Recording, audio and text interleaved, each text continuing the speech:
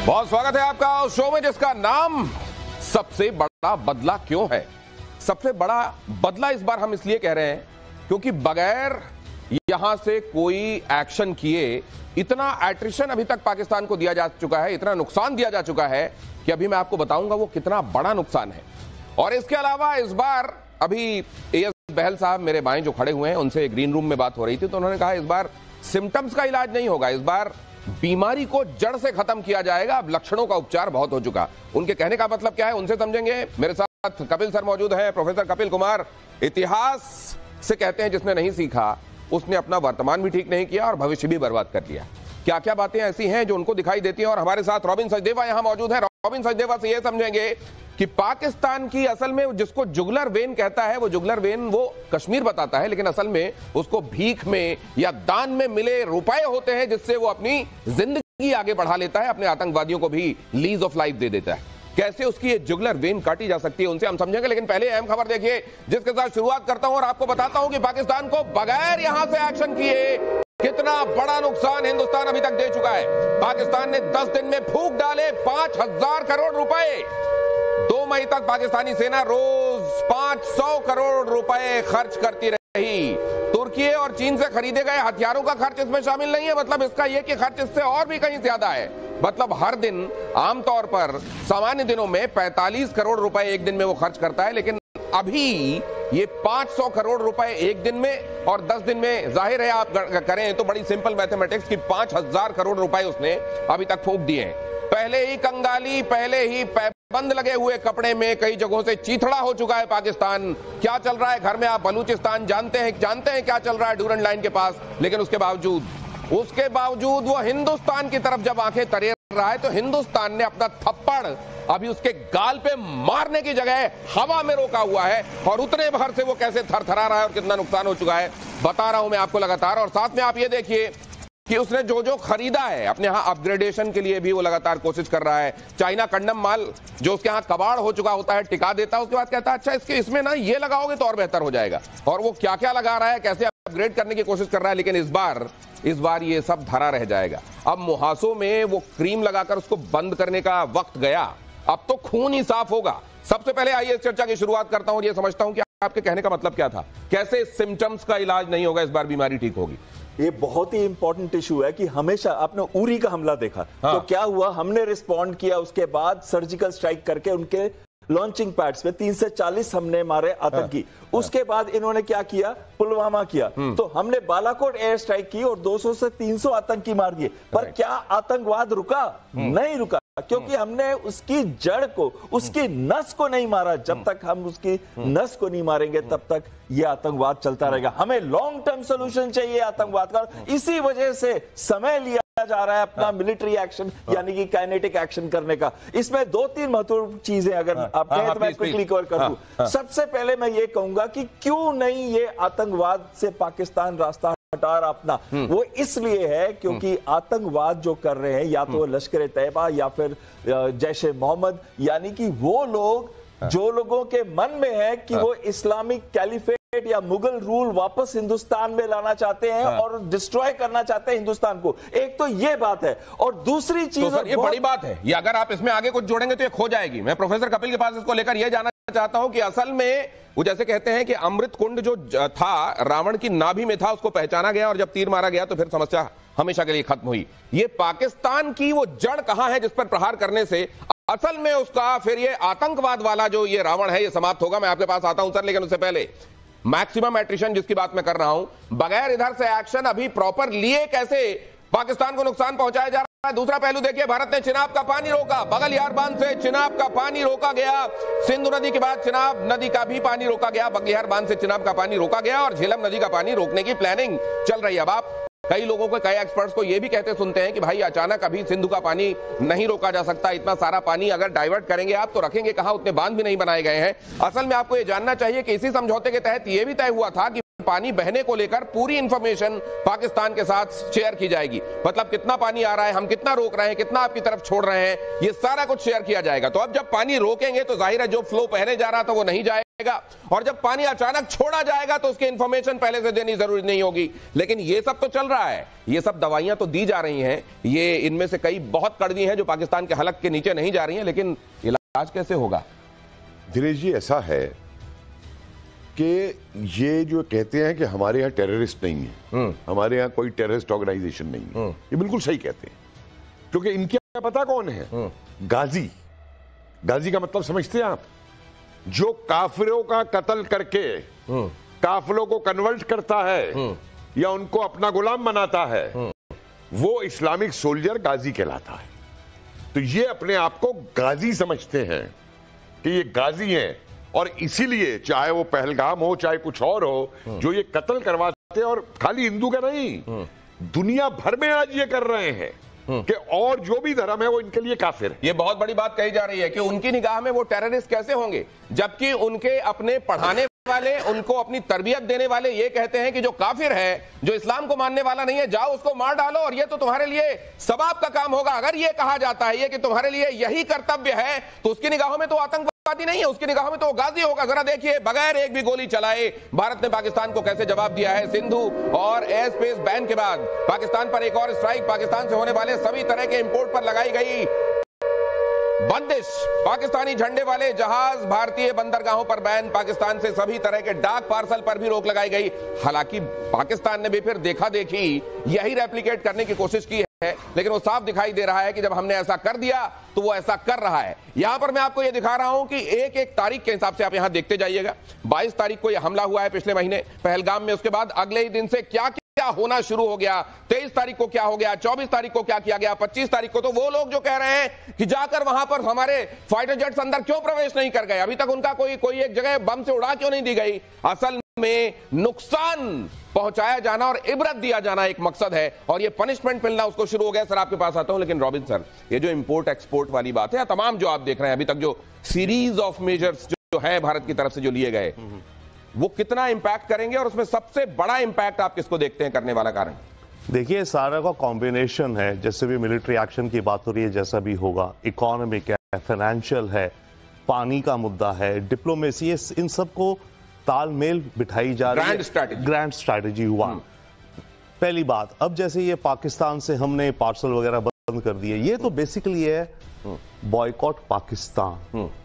Bharat boycott करे पाकिस्तान को, दुनिया के देश पाकिस्तान को बॉयकॉट करे, दुनिया की सरकारें करे। एक जमाना था, याद होगा, साउथ अफ्रीका, वहां की भी रेजिम टेररिस्ट ही मैं कहूंगा, जो वहां के लोगों को दबाती थी।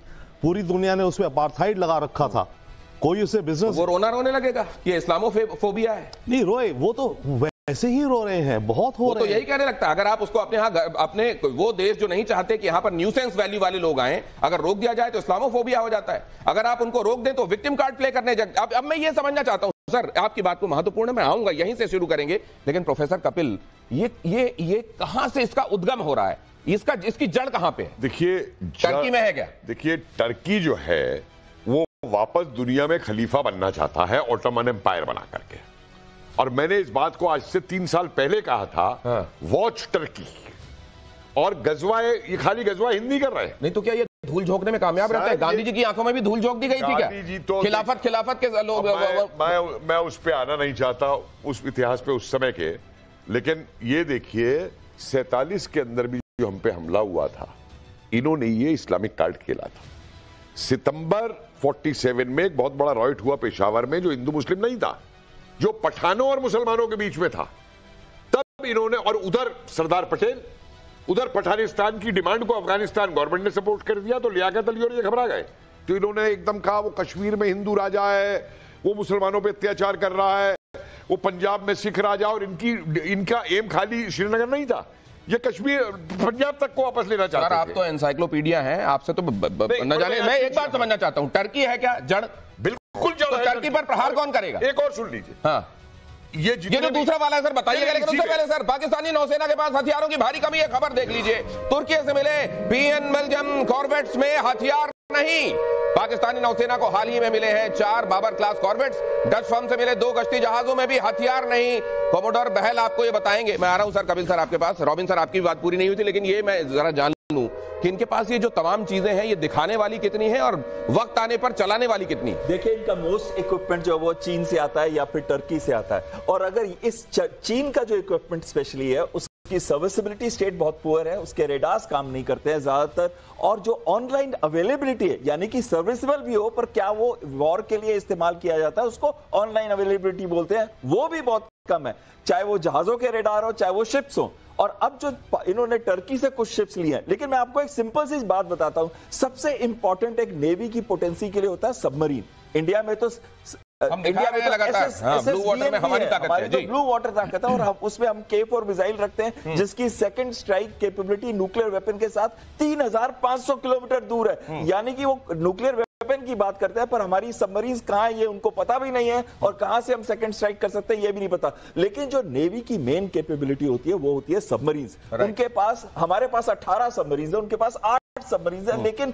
ऑनलाइन कितनी है? सिर्फ 2 से 3 है। और यही चीज उनकी 2 नहीं सर, ये कुल 5 असल में हैं उनकी, और 3 सर्विस पे गई हुई हैं, 2 वो किसी तरह दिखाने के लिए रखे हुए हैं, वो भी चल नहीं पा रही हैं, ऐसा बताया जा रहा है। ये खबर देख लीजिए, प्रधानमंत्री नरेंद्र मोदी से मिले वायुसेना अध्यक्ष Amarpreet Singh. Air chief marshal ने पीएम मोदी को दी ब्रीफिंग, एयरफोर्स की तैयारियों की पूरी जानकारी दी। शनिवार को नौसेना प्रमुख ने पीएम से की थी मुलाकात, नौसेना की मौजूदा तैयारियों और वॉर रेडीनेस के बारे में जानकारी दी थी। बहल सर, एक बात और मैं जानना चाहता हूं, ये लगातार जो मीटिंग प्रधानमंत्री कर रहे हैं, मुझको लगता है 5000 करोड़ नहीं, अभी बहुत सारे वो अपने जो बाकी बचे हुए उसके थोड़े बहुत फटे हुए जेब में पड़े हुए पैसे हैं वो भी बर्बाद कर देने वाला है केवल ये मीटिंग्स देख के। देखिए, बहुत ही अच्छी चीज आपने कही है। एक तो उन्होंने जो मोबिलाइजेशन किया उसका 5000 करोड़ रुपए, डेली के उनके 2 से 3 मिलियन डॉलर का खर्चा हो रहा है। किस लिए खर्चा हो रहा है? उनका फ्यूल भी जा रहा है, उनके जो वेपन सिस्टम्स को इस्तेमाल करते हैं, तो कहीं ना कहीं उनकी इकोनॉमी वैसे ही इतनी पिटी हुई है, और साथ साथ में डेली कितना खर्चा हो रहा है उनको मेंटेन करने के लिए।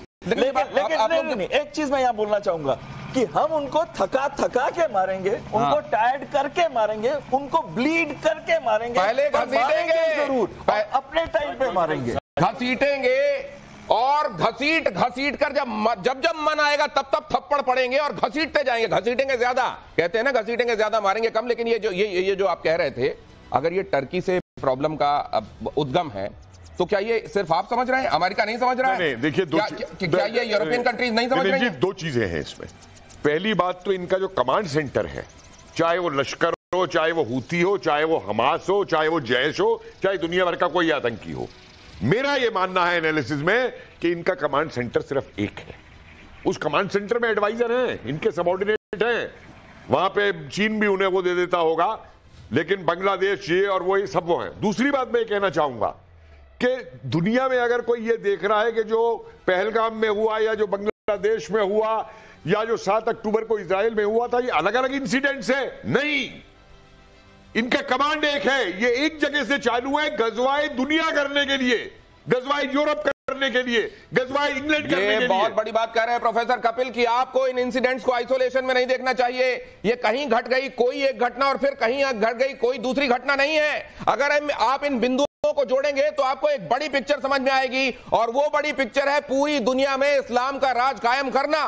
ऐसे लोग जो ऐसी सोच कर रहे हैं वही इसको असल में अमल में लाने में लगे हुए हैं अगली अलग अलग जगहों पर, और टर्की इसका कमांड सेंटर है, कह रहे हैं प्रोफेसर कपिल कुमार। अरब सागर में नौसेना का बड़ा युद्धाभ्यास 7 मई तक चलेगा। ये युद्धाभ्यास वॉरशिप फाइटर जेट से गोलाबारी, पोरबंदर के पास समुद्री इलाका बना डेंजरस जोन, जहाजों को इलाके से दूर रखने की सख्त चेतावनी। नौसेना के युद्धाभ्यास से पाकिस्तान के कराची में दहशत, तो ये तो दोनों में, ये ड्रिल में, डिप्लॉयमेंट में, दोनों में ये खर्च हो रहा होगा ना। बिल्कुल, और इनकी जो एक्सरसाइज चल रही है अरेबियन सी में, वो 150 किलोमीटर दूर है सिर्फ इस हमारी एक्सरसाइज से। हम भी लाइव फायरिंग करेंगे, एंटी एयरक्राफ्ट, एंटी शिपिंग, सब कुछ प्रैक्टिस करेंगे, ताकि अगर युद्ध होता है तो हम बिल्कुल से तैयार है। उसी तरीके से इनकी अरेबियन सी में जो भी बची कुची इनकी नेवी है वो भी प्रैक्टिस कर रही है, वो सिर्फ 150 किलोमीटर दूर है। सिर्फ एक चीज मैं इसमें यहां बोलना चाहूंगा कि जो असली नस है पाकिस्तान की वो है जनरल मुनीर, आसिम मुनीर, और जो ये पूरे कंट्रोल कोऑर्डिनेट करती है, और साथ में जो उनका ISI चीफ है आसिम मलिक, उसको उन्होंने NSA भी बना दिया। ये नस जो है ना, अभी तक हम आतंकियों को मारते हैं, उनके लीडर्स को भी मारते हैं, लेकिन जब तक ऐसे जनरल्स को नहीं मारेंगे या इनके ऊपर इतना भय और खौफ नहीं करेंगे, तब तक आतंकवाद। प्रोफेसर कपिल कुमार इसमें कुछ अलग राय रखते हैं, लेकिन उससे पहले देख लीजिए, इंडियन आर्मी के एक्शन से पाकिस्तान में खौफ का माहौल है। बॉर्डर एलओसी के पास पाकिस्तान की सेना ने डिप्लॉयमेंट बढ़ा दिया है। पीओके में एलओसी के पास लोगों ने गांव के गांव खाली करने शुरू कर दिया है। पाकिस्तान को डर है कि भारत कभी भी हमला बोल सकता है। पाकिस्तान ने विदेशों से जांच के लिए विशेषज्ञों को बुलाया है। अब देखिए, जहां पे भारत कहता है कि यहां पे तुमने टेरर कैंप्स बना रखे हैं, रॉबिन सचदेव, विदेशों से डेलीगेशन और रिप्रेजेंटेटिव्स को बुलाकर वहां ले जाकर ये दिखाया जाए, देखो देखो कहां है यहाँ, देखो कहां है यहाँ। अभी हम उसका सबूत देंगे, यहां पर मैं आपको दिखाऊंगा और आप मेरे साथ आइएगा बहल साहब उसको एक्सप्लेन करने के लिए। लेकिन क्या दुनिया को अब इस बात के लिए और सबूत चाहिए है कि पाकिस्तान क्या है, उसका किन किन चीजों में इन्वॉल्वमेंट है?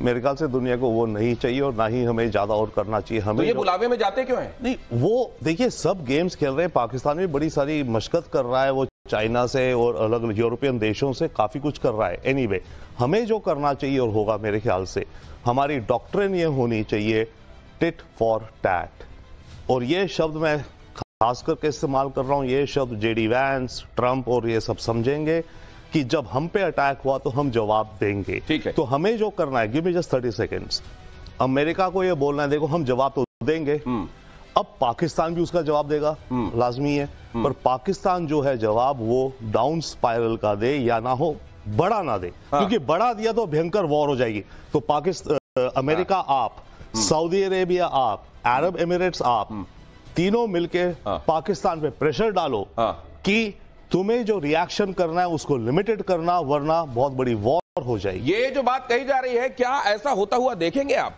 ये जो कहते हैं let the good sense prevail, ये गुड सेंस अगर प्रिवेल ही कर रहा होता तो पाकिस्तान इतना प्रिवेल क्यों कर पाता जितना कर गया? लेकिन अभी तो उसको पेरिल होते हुए हमको देखना चाहिए था। पीओके में लश्कर के ट्रेनिंग कैंप की तस्वीरें, अब ये जो कहा जा रहा है ना, अब आ जाइए सर आप, ये देखिए खबर, घुसपैठ से पहले विदेशी आतंकियों को दी जाती है ट्रेनिंग। सूत्रों के मुताबिक पहलगाम हमले के आतंकियों ने भी ट्रेनिंग ली थी। अब ये जब ले जा रहे हैं विदेशियों के डेलीगेशन को यहां पर और ये बता रहे हैं कि देखिए ऐसा नहीं है, तो आपको ये भी देखना चाहिए। प्रोफेसर कपिल और आपका भी ध्यान चाहूंगा, रॉबिन सर देखिए जरा, ये है वो जगह जो सैटेलाइट से ली गई तस्वीर है। ट्रेनिंग ग्राउंड कहां है इनका, ये बड़ा क्लियर दिखा। इस जगह फोकस कीजिए, इस जगह लाइए, केवल इस जगह पर, केवल इस जगह लाइए। ये देखिए, ये ट्रेनिंग ग्राउंड है जहां पर ये दौड़ते भागते इनको प्रैक्टिस दी जाती है। इनके मुताबिक इनकी मिलिट्री प्रैक्टिसेस यहां पर होती हैं। यहां पर मस्जिद भी है, क्योंकि इसी की आड़ में तो उनको अपने किए हुए कामों को जस्टिफाई करना है ना, तो साथ में यहां पर उन्होंने मस्जिद भी बनाई हुई है। यह है पाकिस्तान सेना की बिल्डिंग। सेना का कितना हैंड इन ग्लव्स एसोसिएशन है पाकिस्तान की आतंकवादी तंजीमों के साथ, ये पिक्चर ये बता रही है। पीओके में लश्कर का ये ट्रेनिंग कैंप और आतंकी शिविर ऊपर आपको दिखाई दे रहे हैं, ये ट्रेनिंग ग्राउंड, ये पिक्चर अब सामने। बिल्कुल सही कह रहे हैं आप, आतंकी शिविर ये इन्होंने यहां दिखाया, ट्रेनिंग ग्राउंड यहां दिखाई है, आर्मी की लोकेशन क्लोज बाय दिखाई है। इसका मतलब आर्मी में और आईएसआई के जो एलिमेंट्स हैं वो इनको ट्रेन करते हैं इधर आके। लेकिन एक बहुत बड़ा चेंज हुआ इस बार। ये चेंज हुआ है कि पहले ये जो ट्रेनिंग ग्राउंड्स और ये शिविर होते थे, ये होते थे जंगलों में, पहाड़ों में, दूर अलग होते थे। लेकिन इस बार अगर आप देखें तो ये अर्बन एरियाज के पास है, मतलब डेवलप्ड एरियाज के पास है। और वो इसलिए है कि ये इनके साथ जाके छुप जाए और अगर भारत हमला भी करता है तो कई सिविलियन कैजुअलिटीज हो सकती है, कोलेटरल डैमेज हो सकता है। तब वो ये कह सकते हैं यहां तो कुछ भी नहीं था, देखो सिविलियंस मार दिए। और इसीलिए इस बार इसीलिए हाफिज को भी जो इस बार छिपाया गया है वो घनी बस्ती वाले इलाके में छिपाया गया है और साथ में उसको वहां पर अंडरग्राउंड बंकर में छिपाया गया, ताकि अगर आप बंकर बस्टर भी मारे तो कैजुअलिटीज इतनी सारी हो, पैरेलल लोग इतने मरे कि उसके बाद आप ये कहते हैं कि देखो हिंदुस्तान तो जो है इंसानियत की कदर ही नहीं करता। आप जरा ये देखिए, पाकिस्तान ये सब कर रहा है, लेकिन दिक्कत ये है कि पाकिस्तान अब एक्सपोज इतना हो चुका है कि उसकी सारी कोशिशें कतई नाकाम होने वाली हैं। आगे जो खबर है वो आपको बताता हूं। पहलगाम आतंकी हमले की साजिश में जनरल मुनीर का नाम आया। पाकिस्तान के ही पूर्व आर्मी ऑफिसर ने इस बात का खुलासा किया। आतंकी हमला करने का ऑर्डर जनरल असीम मुनीर ने ही दिया था। पाकिस्तान आर्मी में ही काम कर चुका एक ऑफिसर ये कह रहा है पाकिस्तान का। पाकिस्तान में पाकिस्तान के ही आर्मी में सर्व कर चुका ऑफिसर असीम मुनीर के बारे में ये बात बता रहा है। तो ये असीम मुनीर सोच रहा होगा कि ठीक है, हम में से एक बागी निकल गया। सर ऐसा है कि मुनीर का सर तो हम लेंगे ही लेंगे, समझे। लेकिन आप ये देखिए 47 से लेके आज तक इन्होंने कितने मुनीर पैदा किए हैं। याहिया खान, नियाजी, ये कारगिल में जो इसने किया था, मुशर्रफ ने किया था, वो जो था इनका, वो जो हवाई जहाज में मारा गया था, वो जनरल जियाउल हक। हाँ। तो ये सारे ये तो हर रोज मुसीर पैदा करते हैं। इसलिए मैं बार बार ये कह रहा हूं कि सवाल मानसिकता का है। रॉबिन साहब एक बात बहुत सही कह रहे थे। अमेरिका और उस पर प्रेशर डालना चाहिए। लेकिन रॉबिन साहब, जो लोग इसमें विश्वास करते हैं कि ये तो हमारी इस्लाम की जंग है, इसमें हम शहीद हो जाएंगे, हमको हूरें मिल जाएंगी, तो उन पे ये प्रेशर अमेरिका काम नहीं करने वाले हैं। और एक लास्ट बात और कह दूं सर, हाँ श्योर, किसी भी युद्ध से पहले दुश्मन का मनोबल तोड़ना बहुत जरूरी होता है, और वो मनोबल हमने जो है, साइकोलॉजिकल वॉर जो है, वो आज हम जीत चुके हैं। दुनिया भर में ये फैल रहे हैं कटोरा लेकर के। तो एक बात बताइए, अगर आप ये कह रहे हैं आप अभी 1 बाय 1 टैकल करेंगे या मल्टीपल फ्रंट एक साथ खोलने पड़ेंगे? सर मैं आ रहा हूं आपके पास पाकिस्तान की टेंशन बनाने वाली एक और खबर देखिए। जबलपुर ऑर्डिनेंस फैक्ट्री में सभी कर्मचारियों की छुट्टियां कैंसिल हो गई हैं। गोला बारूद बनाया जाता है, यहाँ वॉर इक्विपमेंट्स बनाए जाते हैं, और यहाँ पर सबकी छुट्टियां कैंसिल हो जाना मतलब दिन रात प्रोडक्शन का काम चल रहा है। चंद्रपुर ऑर्डिनेंस फैक्ट्री के कर्मचारियों की भी छुट्टियां चल रही है, छुट्टियां कैंसिल हो गई हैं, माफ कीजिए, और सभी कर्मचारियों को रिपोर्ट करने के लिए कह दिया गया है। गोला बारूद की सप्लाई बगैर किसी बाधा के चले, ये सुनिश्चित करने के लिए कदम उठाया गया है। बाहर से भी जो जरूरी एक्सपोर्ट्स हैं वो किए जा रहे हैं। आ रहा हूं रोविन सर, ये क्या दिखा रहा है? दिनेश जी, एक चीज तो बहुत अच्छी होती है, क्योंकि इनके पास 4 दिन का ही सिर्फ लड़ाई का असला बारूद है। ये महत्वपूर्ण बात सुन लीजिए जरा, कोमोडोर बहल क्या बता रहे हैं। सिर्फ 4 दिन चल पाएगा पाकिस्तान। जो थोड़ा बहुत नकली असली उसके पास पड़ा हुआ भी है, पाव भर वाला, वो 4 दिन से ज्यादा नहीं चल पाएगा। आगे जल्दी से सर। हाँ, इसमें क्या होगा कि अगर उनके उधर कुछ बनता ही नहीं है, हमारे इधर कम से कम हमारी ऑर्डिनेंस फैक्ट्रीज हैं जो ये बम और गोले बनाएंगी, और उनके लीव 2 दिन से ज्यादा नहीं हो सकती। यानी कि 24/7 हम तैयारी कर रहे हैं कि हमारे पास कभी कमी नहीं होगी ऑर्डिनेंस की। हमारे पास ऑर्डिनेंस की कमी नहीं होगी, लेकिन पाकिस्तान की जो हालत है 4 दिन नहीं टिक पाएगा। रॉबिन सर, आप कुछ कहना चाह रहे थे इस बीच? मैं 2 चीजें कहना चाहता हूं। एक प्रोफेसर जो कह रहे हैं सही बात है। देखिए, अमेरिका का प्रेशर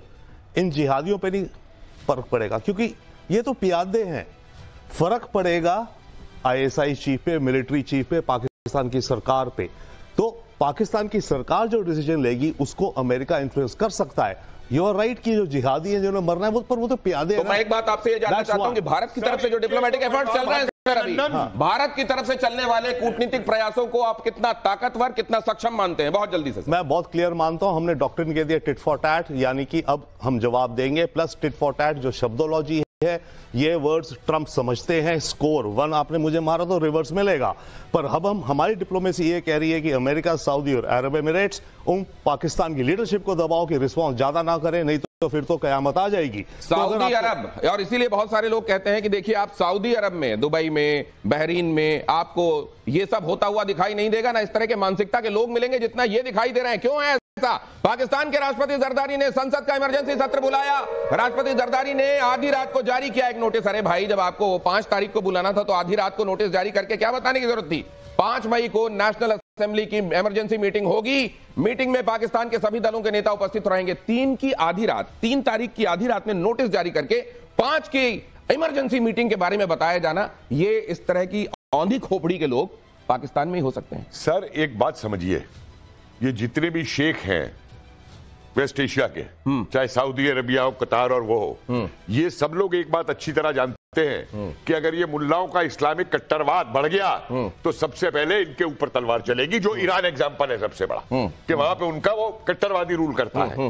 ये इस बात को अच्छी तरह जानते हैं। तो उस दबाव में भी अंदर वो मौजूद है उसके अंदर। और जो मैं आपसे कह रहा था, देखिए, चाणक्य नीति भी ये कहती थी कि पहले दुश्मन को हर तरफ से कमजोर करो। और मोदी जी चाणक्य, मैं समझता हूं उन्होंने कम से कम कौटिल्य अर्थशास्त्र को 10 बार पढ़ा होगा। आज हमने पाकिस्तान को जो साइकोलॉजिकल वॉर जिसे आप इंग्लिश में कहते हैं, मनोवैज्ञानिक युद्ध, उसमें हम पाकिस्तान को बुरी तरीके से पीट चुके हैं। मनोवैज्ञानिक युद्ध में पाकिस्तान को बुरी तरह से पीटा जा चुका है और पीटा जा रहा है। पाकिस्तान के राष्ट्रपति जरदारी ने, जैसा मैंने आपको बताया, संसद का इमरजेंसी सत्र जो बुलाया है, सर उनकी तरफ से भी कुछ एक, मुझको लगता है कि वो लोग ये सोच रहे हैं यहां तो वाकई प्लानिंग चल रही होगी, हम एक आध बैठक ऐसे ही बुला लें कि दिखा दें कि हम भी इमरजेंसी में कुछ कर रहे हैं। सर वो डरे हुए हैं, पैनिक है, वहां पे फियर है। कभी कहते हैं 24 से 36 घंटे में भारत अटैक कर देगा, कभी कहते हैं अटैक इज इमिनेंट। तो उनको ये लगता है कि भारत में हमारे मोदी जी सभी चीफ्स को भी मिल रहे हैं। 2 बार कैबिनेट कमेटी और सिक्योरिटी की मीटिंग हो चुकी है, तो उन्हें भी कुछ करना चाहिए। 22 अप्रैल से लेके आज तक वो सो नहीं पाए हैं, एंजाइटी में है।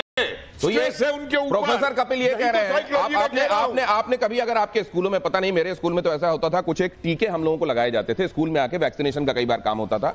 अगर आपने फौरन जाके लाइन में आगे लग के वो टीका लगवा लिया तो आपका डर और दर्द तुरंत चला जाता था।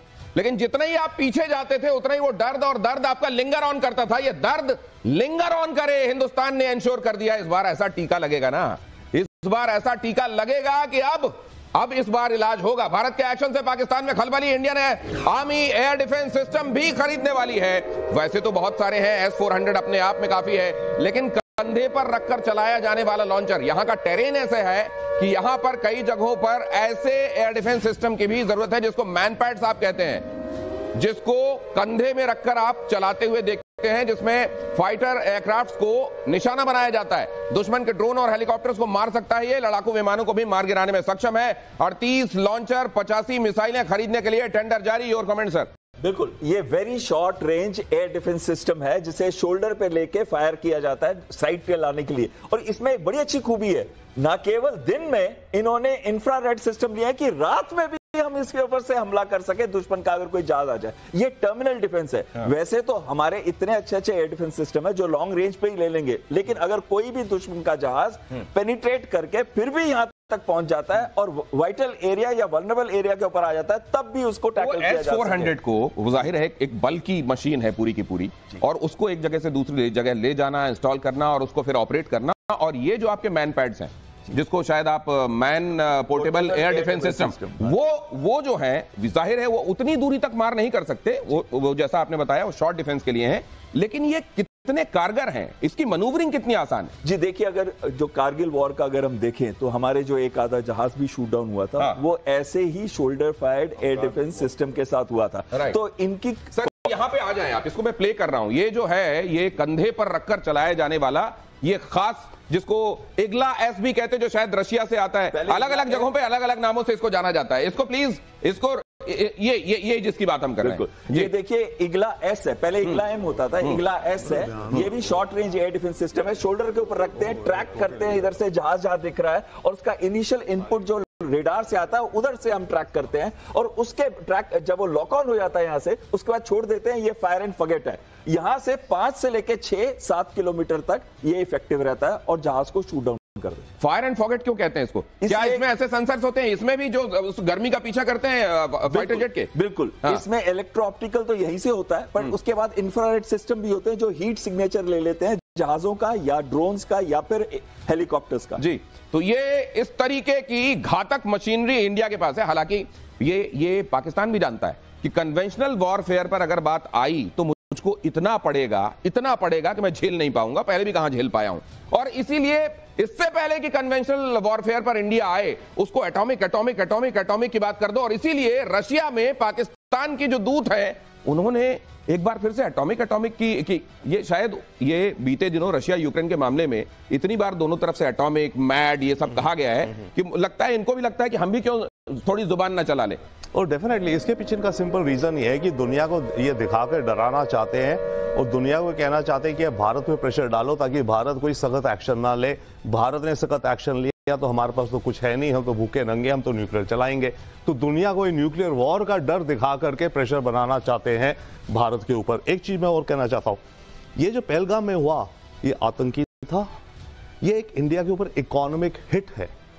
इस समय दुनिया में जब ट्रंप टैरिफ के चलते चाइना से अमेरिकन कंपनीज को हटना है, जल्दी इंडोनेशिया जाना है, कहां जाना है, इंडिया भी एक डेस्टिनेशन है। इस समय वॉर लाइक एनवायरनमेंट यहां क्रिएट करके उन कंपनीज को रिलोकेट करना मुश्किल हो गया है, हो जाएगा। तो ये एक तरह से चाइना और पाकिस्तान की तालमेल भी। लास्ट पॉइंट और मैं कहता हूं, देखिए अभी हम बात कर रहे हैं 4 दिन का सामान है पाकिस्तान के पास, वो भी प्लानिंग पे चलते हैं, राइट? तो ऐसा हादसा जब उन्होंने करा, उन्हें क्या ये नहीं पता कि भारत कुछ भयंकर करेगा? उन्होंने पहले ही चाइना को इन्फॉर्म कर रखा होगा, अगर हम ऐसा कुछ करने जा रहे हैं आप हमें सप्लाई चेन इमीडिएटली देना। उन्होंने भी ये बड़ी बात कही जा रही है कि अगर उनके पास सिर्फ 4 दिन लड़ पाने लायक साजो सामान बचा हुआ है तो निश्चित रूप से अपने आयरन ब्रदर के पास जाकर उन्होंने अपनी चूड़ियां तोड़ी होंगी कि आ जाना, वक्त पर आ जाना, मदद करने के लिए आता हूं आपके पास। खौफ से दर भटक रहा है पाकिस्तान। चीन से पाकिस्तान ने हथियारों की गुहार लगाई है, ये जो बात कही जा रही थी। चीन से एंटी टैंक मिसाइलों की डिमांड की गई है, चीन से हथियारों का इमरजेंसी ऑर्डर किया गया है, अभी दे दो, बाद में पैसे होंगे तो दे देंगे। सीपेक के समय कितना सारा डुबा दिया है चाइना ने वहां पर इन्वेस्ट करके। इन्वेस्टमेंट क्या, उसको तो सीधे डूबत खाते में उसने डाल दिया होगा। दुनिया भर ने जितना लोन दिया हुआ है, ये क्या दुनिया को भूल जाना चाहिए? प्रोफेसर कपिल, सर देखिए, दो बातें मेरी मानता हूं, मैं रोहिन साहब की बात को आगे ले जा रहा हूं। सबसे पहले जरूरी यह है कि अरेबियन सी में इनके पोर्ट्स का ब्लॉकेट करे हमारी नेवी, और इसी तरीके से बांग्लादेश का ब्लॉकेट करे। बांग्लादेश को मत भूलिए, जो इनको यूज किया जाएगा वो बांग्लादेश को भी हमारे खिलाफ लॉन्चिंग पैड और ये सब मौजूद है वहां पे पूरे के पूरे, ठीक है, उसको नहीं भूला जाए।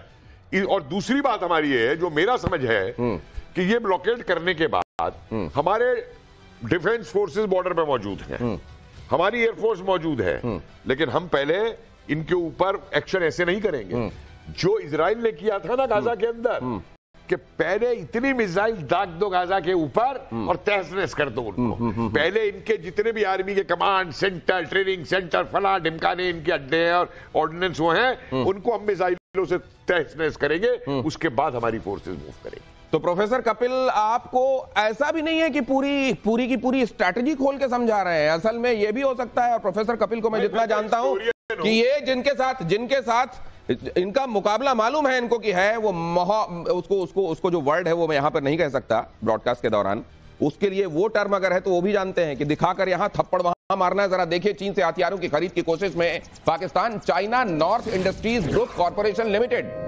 अधिकारियों के संपर्क में है पाकिस्तान। नॉरिंको कहा जाता है इसको।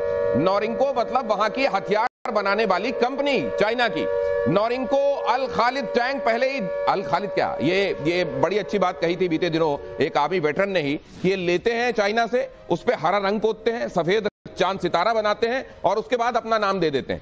ये वाली जो इनकी स्थिति है वो एक बार फिर वहां से ला रहे हैं, फिर उसको हरा पोतेंगे, फिर उसमें चांद सितारा बनाएंगे, फिर उसको कोई नाम देंगे, और ये भी मुमकिन है कि वो फिर से ठुस पटाखा निकलेगा। ये जो गधे बेचे हैं ना चीन को, वो चीन उन गधों के भी पैसे नहीं दे रहा इनको।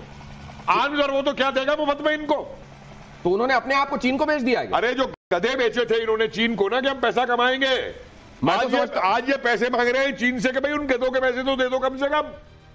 चीन ने वो तक पैसे नहीं इनको दिए। और एक बात और सुन लीजिए, ये जो बात हो रही है ना, वो चीन का वो जो क्या कॉरिडोर जो बना रहा है, देखिए चीन को करना है सिर्फ व्यापार, उसको इससे कोई फर्क नहीं पड़ता कि कल को वहां अगर बलोचों की सरकार बन गई और वो कह दे कि ठीक है भाई व्यापार तो सब करना चाहते हैं, तुम भी व्यापार कर लो, ठीक है। इसलिए चीन बड़ी उस हिसाब से चलेगा। चीन अद्धा होके नहीं चलेगा इसके अंदर। और चीन को यह भी मालूम है कि अगर इसका साथ दिया तो चीन के मार्केट का जो हाल होगा साउथ ईस्ट एशिया के अंदर भी बाजा बच जाएगा। असल में सांप छछूंदर वाली स्थिति है खुद चीन के लिए भी। उगला तो दिक्कत, निगला तो दिक्कत, लेकिन पाकिस्तान को अब इतनी दूर आकर लेके चले गए हैं कि यू टर्न लेते भी नहीं बन रहा है। एलओसी के पास पाकिस्तान सेना ने फिर तोड़ा सीज फायर।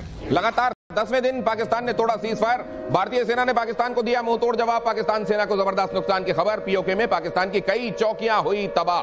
एक तरफ सीज फायर वायलेट करते हैं, और यह भी आप जानते हैं कि उन्होंने कई जगहों पर अपनी पोस्ट खाली कर दी है, अपना झंडा उखाड़ा लेकर चले गए, और यहां तक कि जो बंकर बनाए थे उससे लोहा चुरा चुरा कर ले गए और वहां अपने कबाड़ियों को बेच दिया। मैं ये भी जानना चाहता हूं सर, ये जो हाल है पाकिस्तान का, चाइना ने इसके पहले 65 में, 71 में क्या किया है, 99 के दौरान क्या किया है, और ट्रेंड क्या दिखाता है कि पाकिस्तान कितनी दूर तक इसको सपोर्ट करे? देखिए, मोस्ट इक्विपमेंट जो है 65 to 70% इक्विपमेंट जो इनके पास है, पाकिस्तान के पास है, वो चीन से आती है। चाहे वो टैंक्स है, फाइटर जहाज है, या फिर शिप्स हैं, लेकिन जो भी उसकी मेंटेनेंस है, स्पेयर पार्ट्स है, सभी कुछ चाइना से आते हैं। एक बड़ी इंपॉर्टेंट चीज अभी इन्होंने कही थी कि जो सीपैक प्रोजेक्ट है, जो 26.6 बिलियन डॉलर्स का लोन है पाकिस्तान के ऊपर, 2 बिलियन डॉलर्स उनको पे करने थे मार्च 2025 के अंदर, और वो नहीं कर पाए, तो उसको रोल कर दिया जा रहा है। धीरे धीरे चीन पूरा का पूरा पाकिस्तान ही ऑक्यूपाई कर लेगा, जैसे उन्होंने ग्वादर पोर्ट को ऑक्यूपाई किया। कहां से पैसा देंगे ये 26 बिलियन डॉलर? 1.3 बिलियन डॉलर ये मांग रहे हैं IMF से, चीन से और मांग रहे हैं 1.4 बिलियन डॉलर। ये पैसा ले रहे हैं लोन पे, ताकि लोन को रिटर्न कर सके, उसके इंटरेस्ट को रिटर्न कर सके, और उस पर कोई डेवलपमेंट एक्टिविटी। अभी तो ये मोदी जी पे कटोरा लेके मांगने आएंगे, देखना आप कि वो व्यापार वापस चालू कराओ। अरे नहीं, व्यापारी एक्सपोर्ट इंपोर्ट वापस चालू कराओ। इतना बड़ा कटोरा लाएंगे, मोदी जी भीख दे दो, बचा लो हमको। इतना बड़ा कटोरा लेके आए। तो बाकी जगहों से अब नहीं मिलनी क्या? ना, कहां मिल रही है? क्यों IMF और इनको जाके फिर से हाथ नहीं पसारेंगे क्या? FATF की ग्रे लिस्ट में चले जाएंगे क्या? क्या होने वाला है मॉनेटरी इश्यूज पे? क्या वर्ल्ड अब ये ओपिनियन बना चुका, अब इनको और भीख नहीं देंगे? नहीं, वर्ल्ड पूरा नहीं बना चुका। IMF देता रहेगा, चेक करेगा, कुछ पर देगा। FATF की जहां तक बात है, FATF इफेक्टिव रहता है, पर FATF तो केवल होता है मनी लॉन्ड्रिंग को ट्रैक करने के लिए। नहीं सर, मैं ये जानना चाहता हूं कि क्यों अब इसको भीख मिलनी बंद होगी? क्या हिंदुस्तान भी इसके लिए कोशिश कर रहा है? क्या हिंदुस्तान की तरफ से जरूरी लॉबिंग या प्रेशर या डिप्लोमेटिक एफर्ट्स हो रहे हैं कि अब इसको और भीख ना मिले? डेफिनेटली हो रहे हैं, डेफिनेटली हो रहे हैं। मैं आपसे और पूछना चाहता हूं। हाँ जी सर, आपने लॉन्ड्रिंग की बात की। हाँ, मुझे एक बात बताइए, IMF कभी इनसे ये नहीं पूछता कि जितने बिलियन डॉलर हम तुम्हें लोन देते हैं वो खर्च कहां होता है? 90% ऑफ दैट जो है ये गजवा हिंद वाले जिहादी पैदा करने के लिए F-16 को लेकर उसने पूछा कि तुमको काहे के लिए दिया था और तुमने इस्तेमाल काहे के लिए किया? वो नहीं पूछते। NIA ने आतंकी हमले की जांच के दायरे को बढ़ाया और ज्यादा। चेनाब और पीर पंजाल रेंज तक होगा सर्च ऑपरेशन। जांच में पुंछ और राजौरी के इलाके को भी किया गया शामिल। सोर्सेस के मुताबिक भागने का रूट प्लान तैयार करके आए थे आतंकी। एक बात आपको मैं और बता दूं, ये क्रेडिबिलिटी है पाकिस्तानियों की कि अगर ये जाते हैं और मान लीजिए मिडिल ईस्ट में कहीं बिजनेस कर रहे हैं या मान लीजिए यूरोप की किसी कंट्री में है, तो वो जानते हैं कि हम दिखते वैसे ही जैसे हिंदुस्तान के लोग दिखते हैं, तो अपने आप को हिंदुस्तानी बताते हैं। और यहाँ पे सर ये जो हाँ इंडियन बताते हैं, बिल्कुल वही मैं कह रहा हूं। सर मैं ये जानना चाह रहा हूं कि क्या ये लोग जो भागे और छिपे, क्या इन्होंने फौरन अपना हुलिया बदला होगा? क्योंकि अभी जो स्केचेस हैं वो तो उस दौरान के हैं, या जो तस्वीरें आ रही हैं वो उस दौरान की आ रही हैं, और कश्मीरियों के बीच में घुल मिल जाना इनके लिए बहुत आसान होगा। बिल्कुल सही कह रहे हैं, लेकिन जो इनके अंदर 2 फॉरेन टेररिस्ट हैं, उनके लुक्स और एक्सेंट, चाहे बोलते उर्दू बहुत अच्छी है, लेकिन लुक्स और एक्सेंट जो है वो उधर के साइड की है, इधर की साइड की नहीं है। लेकिन इनके साथ 2 लोकल टेररिस्ट भी हैं और साथ में ओवरग्राउंड वर्कर्स हैं जो इनकी मदद करते हैं। कोई भी टेररिस्ट एक्टिविटी अपने आप में सक्सेसफुल नहीं हो सकती जब तक उसको लोकल कुछ ना कुछ लोकल सपोर्ट मिले, और वो लोकल सपोर्ट की वजह से ही ये एक्टिव अभी तक बचे हुए हैं। और ये जंगलों में छुपे हैं, हो सकता है किसी केव के अंदर, लेकिन वहां से आने वाली जो बहुत सारी तस्वीरें, क्योंकि मेजॉरिटी जो वहां के लोग हैं ये समझते हैं कि हिंदुस्तान कैसे वहां की प्रॉस्पेरिटी को लगातार बढ़ा रहा है। लेकिन क्या प्रोफेसर कपिल, कई सारे लोग आज भी उनकी आंखों में पाकिस्तान का चश्मा है क्या? देखिए सर, सबसे पहली बात मैं आज एक कहना चाहता हूं, बड़े बड़े स्टेटमेंट आ रहे हैं कश्मीर से। अगर हर कश्मीरी इनसे मुक्ति चाहता है पाकिस्तानियों से, तो आज हर कश्मीरी को कैंडल लाइट लगाने की जरूरत नहीं है। वो आए डिफेंस फोर्सेस के पास और उन्हें बताए कि फना घर के अंदर ये आतंकी का सपोर्टर छिपा है, इसे पकड़ दो। अगर आप इस मिट्टी के सगे हैं, जहां पर आप पैदा हुए, जहां पले बढ़े, अगर आप इस मिट्टी का कर्ज चुकाना चाहते हैं, तो सिर्फ इतना ध्यान रखिए कि आपके आसपास इस तरह की गतिविधियां कहां हो रही हैं, कौन अंजाम दे रहा है, और एजेंसीज को उसकी सूचना दीजिए। बदला तो खैर इस बार बहुत बड़ा होने वाला है। वक्त कौन सा होगा वो जाहिर है वो जानते हैं जिनको जानना चाहिए, और जिसको नहीं जानना चाहिए वो 16 दिन से नहीं सोए हैं, रात में नहीं सोए हैं, और आगे भी हम उनको कई रात जगह देने वाले। आज के लिए इतना ही, नमस्कार।